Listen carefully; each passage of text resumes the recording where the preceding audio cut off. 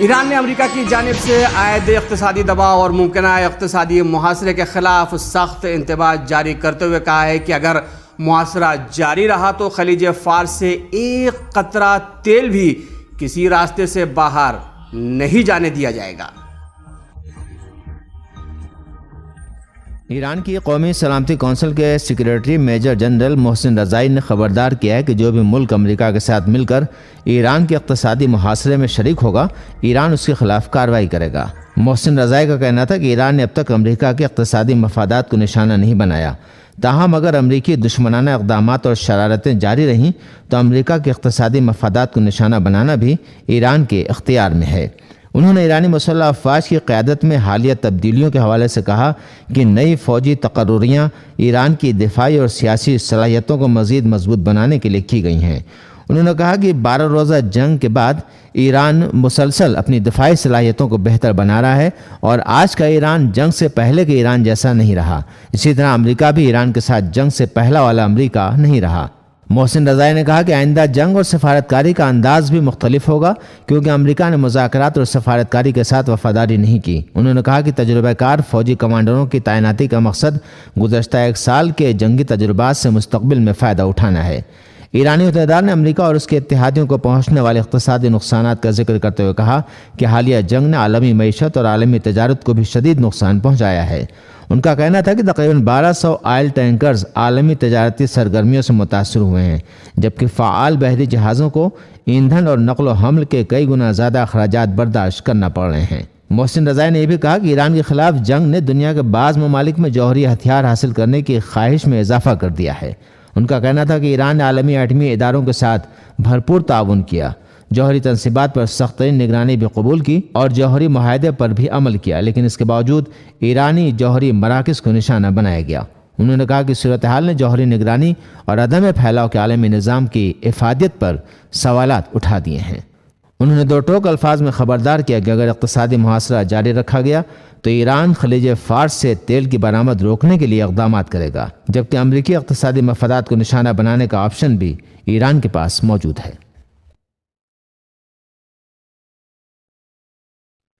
ایران کے وزیر خارجہ سید عباس عراقچی نے امریکہ کی جانب سے ایران پر بڑھتے ہوئے معاشی دباؤ اور پابندیوں کو ناکام قرار دیتے ہوئے کہا ہے کہ ایران نے کبھی محاصرے اور دھمکیوں سے خوف نہیں کھایا۔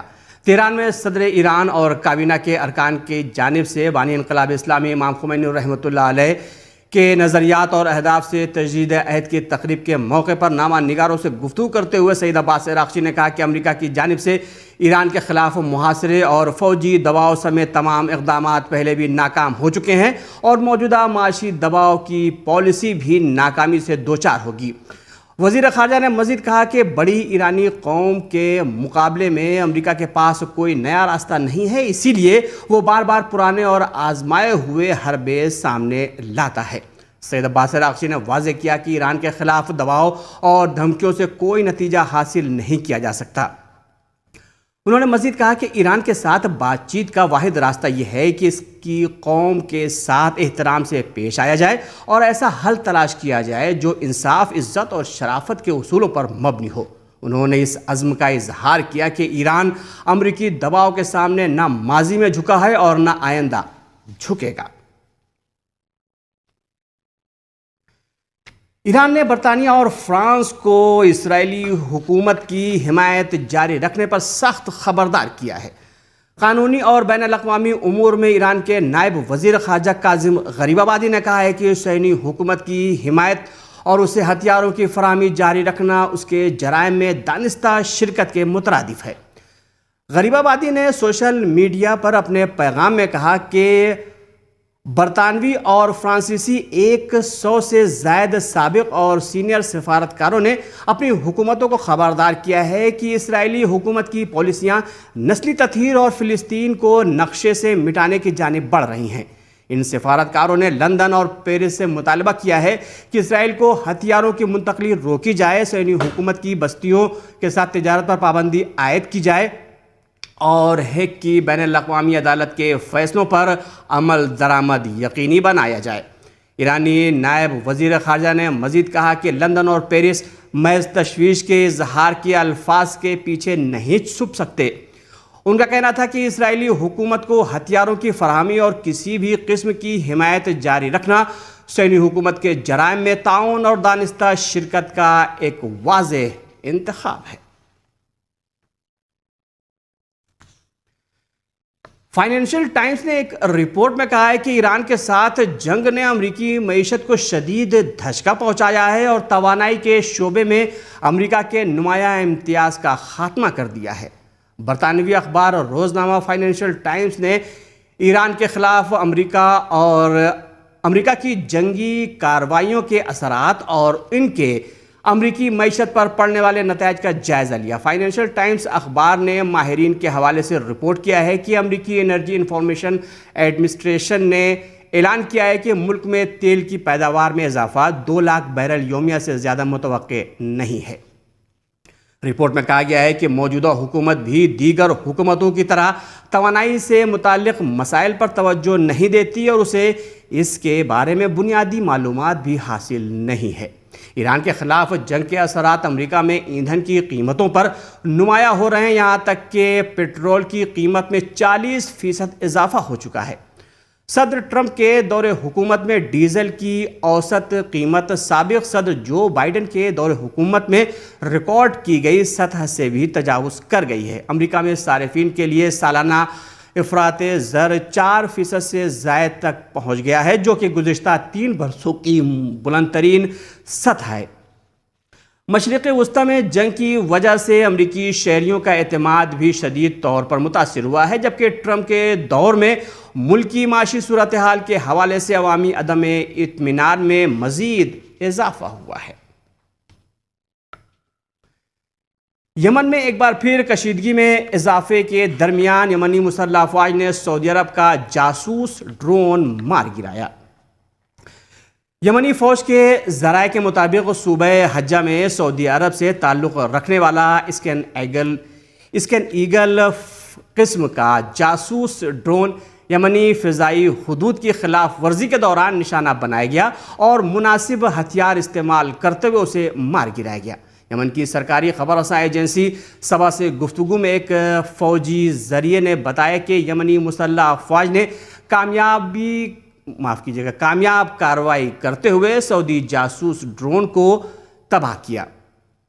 یہ کارروائی ایسے وقت میں ہوئی ہے کہ جب گزشتہ چند روز کے دوران یمن کے مختلف محاذوں پر یمن کی مسلح افواج اور سعودی عرب کے حمایت یافتہ فورسز کے درمیان جھڑپوں میں دوبارہ شدت آئی ہے۔ یمنی فورسز نے میزائل اور ڈرون حملوں کے ذریعے مارب اور حضرموت میں سعودی حمایت یافتہ فورسز کے ٹھکانوں اور کیمپوں کو بھی نشانہ بنایا۔ مختلف ذرائع کے مطابق یہ جھڑپیں 2022 کی جنگ بندی کے بعد یمن میں ہونے والی شدید ترین کشیدگی میں شمار کی جا رہی ہیں۔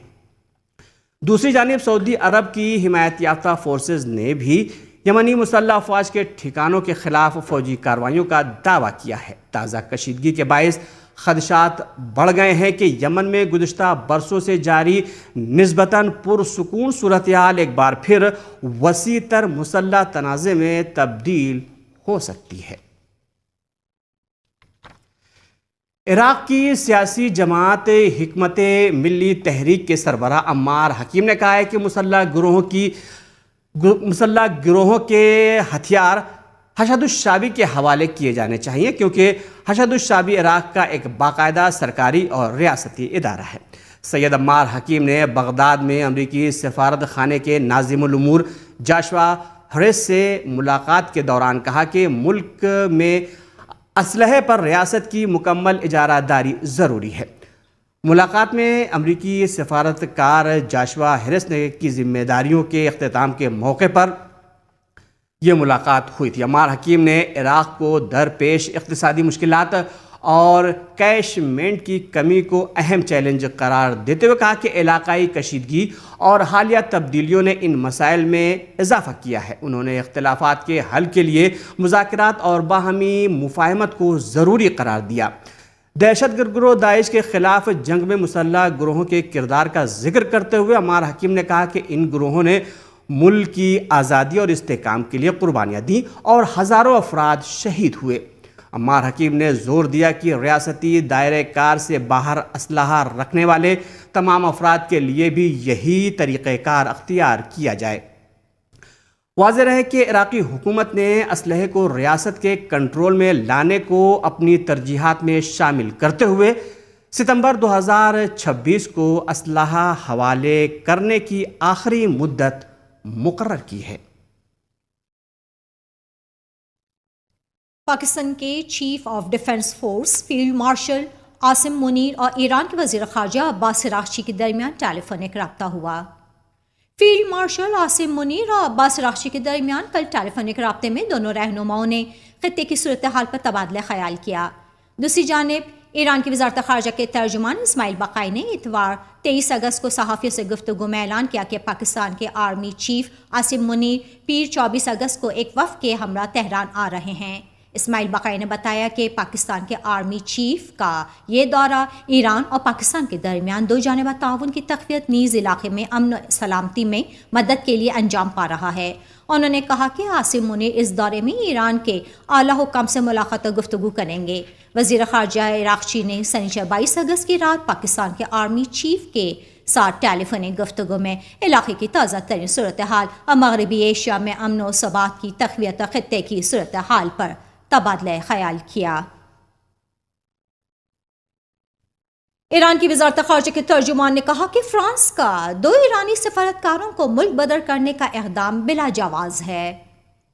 وزارت خارجہ کے ترجمان نے کہا کہ فرانس کی جانب سے 2 ایرانی سفارتکاروں کے خلاف کارروائی دونوں ممالک کے تعلقات میں تباہ کن ثابت ہوگی۔ وزارت خارجہ کے ترجمان اسماعیل بقائی نے کہا کہ ہماری کوشش ہے کہ ملک کی سرکاری سفارتکاری کو آگے بڑھانے کے لیے موجودہ صلاحیتوں کو بروئے کار لایا جائے۔ فرانس سے 2 ایرانی سفارتکاروں کی بے دخلی کے بارے میں پوچھے گئے ایک سوال کے جواب میں بقائی نے کہا کہ ہم نے اپنا رد عمل پہلے ہی ظاہر کر دیا تھا۔ جیسے ہی ہمیں محسوس ہوا کہ فرانسیسی سفارت خانے نے اپنی ذمہ داریوں سے تجاوز کیا ہے، ہم نے ایکشن لیا اور اعلان کیا کہ 2 فرانسیسی سفارتکاروں کو بھی ایران سے نکل جانا چاہیے اور انہیں ایران واپس آنے کی اجازت نہیں دی جانی چاہیے۔ فرانس کے ساتھ تعلقات باہمی تعلقات، احترام اور اندرونی معاملات میں عدم مداخلت پر مبنی ہونے چاہیے، اس لیے جہاں بھی ضرورت ہوگی ہم انتباہ جاری کر دیں گے۔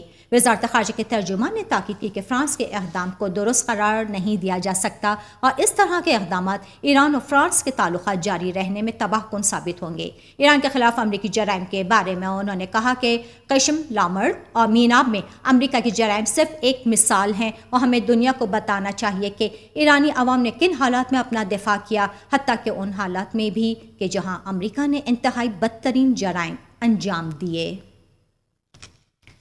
حزب اللہ لبنان نے کہا ہے کہ اس ملک کے مزید سرزمین پر اسرائیلی قبضے کی کسی بھی کوشش کا زمینی حالات کے مطابق مناسب اور بھرپور جواب دیا جائے گا۔ مہر خبر رساں ایجنسی کی رپورٹ کے مطابق حزب اللہ کے سیاسی کونسل کے نائب سربراہ محمود قماتی نے اپنے ایک بیان میں اس بات کی بابت خبردار کرتے ہوئے کہ لبنان کی مزید سرزمین پر قبضہ کرنے کی اسرائیلی کوشش کا مناسب اور بھرپور جواب دیا جائے گا، کہا کہ جنوبی لبنان کے بعض علاقے اب بھی اسرائیلی قبضے میں ہیں، جبکہ لبنانی حکومت ان علاقوں سے اسرائیلی فوج کے مکمل انخلاء کے لیے سیاسی کوششیں جاری رکھے ہوئے ہے۔ قماتی نے کہا کہ حزب اللہ نے صبر کا راستہ اختیار کیا ہے اور اسرائیلی جہریت کا ہر موقع پر فوری جواب نہ دینا اس بات کی علامت نہیں کہ مزاحمت کمزور یا جواب دینے سے قاصر ہے۔ حزب اللہ اب بھی مضبوط ہے اور اپنے دفاع کی صلاحیت رکھتی ہے۔ حزب اللہ کی سیاسی کونسل کے نائب سربراہ نے مزید کہا کہ لبنان کی مزید سرزمین پر قبضے کی کسی بھی کوشش کا ایسا جواب دیا جائے گا جو زمینی صورتحال میں ہونے والی پیش رفت کے تناسب سے ہوگا۔ انہوں نے جنوبی لبنان میں حزب اللہ کے صفوں میں ایرانی مجاہدین کی موجودگی کی اطلاعات کی بھی تردید کی۔ واضح ہے کہ صہیونی حکومت نے 2 مارچ کو لبنان کے خلاف بڑے پیمانے پر فوجی کارروائی شروع کی تھی، جس کے نتیجے میں جانی نقصان ہوا، 10 لاکھ سے زیادہ افراد بے گھر ہوئے اور جنوبی لبنان کے بعض علاقوں پر اسرائیلی فوج نے قبضہ کر لیا۔ گزشتہ ماہ لبنان اور صہیونی حکومت نے امریکہ کی ثالثی میں ایک فریم ورک معاہدے پر دستخط کیے تھے، جس کا مقصد واشنگٹن میں ہونے والے کئی براہ راست مذاکرات کے بعد اسرائیلی فوج اور حزب اللہ کے درمیان جنگ کا خاتمہ تھا۔ تاہم اس معاہدے کو اس کی قانونی حیثیت سے متعلق غیر یقینی صورتحال اور صہیونی فوج کے انخلاء کے لیے واضح ٹائم لائن نہ ہونے کے باعث تنقید کا سامنا ہے۔ دوسری جانب یمنی وزارت خارجہ نے کہا ہے کہ حزب اللہ اور لبنانی مزاحمت کے خلاف امریکی پابندیاں صہیونی حکومت کی مدد کے مترادف اور بین الاقوامی قوانین کی کھلی خلاف ورزی ہیں۔ یمنی وزارت خارجہ نے حزب اللہ اور لبنانی مزاحمت کے خلاف امریکہ کی جانب سے عائد پابندیوں کی مذمت کرتے ہوئے کہا ہے کہ یہ اقدامات صہیونی حکومت کی مدد کے لیے کیے جا رہے ہیں۔ یمنی وزارت خارجہ نے اپنے بیان میں مزید کہا کہ جب بھی اسرائیلی دشمن کسی فوجی اور فیصلہ کن نتیجے کو حصول میں ناکام رہتا ہے تو امریکہ اس مشن کو مکمل کرنے کے لیے میدان میں آ جاتا ہے۔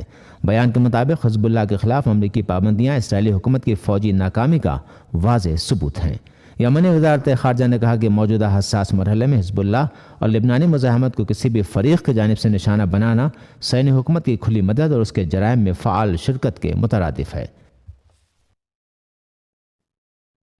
فلسطین کی اسلامی مزاحمتی تحریک حماس نے شمالی اریحہ کے علاقے میں صہیونی آبادکاروں کے خلاف ہونے والی کارروائی کو سراہتے ہوئے فلسطینی سے قابض صہیونی فوج اور آبادکاروں کے خلاف مزاحمت جاری رکھنے کی اپیل کی۔ تحریک حماس نے آج جاری کیے گئے اپنے ایک بیان میں شمالی اریحہ کے قریب واقع گاؤں اوجا کے نزدیک ہونے والی کارروائی پر مبارکباد پیش کی۔ تحریک حماس کے مطابق چاقو سے کیے گئے اس حملے میں ایک اسرائیلی آبادکار زخمی ہوا جبکہ کارروائی کرنے والا شخص موقع سے فرار ہونے میں کامیاب ہو گیا۔ حماس نے اس کارروائی کو مقبوضہ مغربی کنارے میں صہیونی فوج اور آبادکاروں کے جرائم اور مسجد الاقصی کے خلاف مسلسل خلاف ورزیوں کا رد عمل قرار دیا۔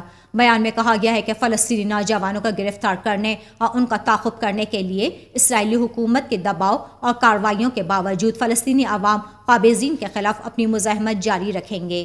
تحریک حماس نے مغربی کناروں اور محبوظہ فلسطین میں فلسطینیوں پر زور دیا کہ وہ اسرائیلی فوج اور آبادکاروں کے حملوں کا ہر محاذ اور تمام مقامات پر مقابلہ جاری رکھیں۔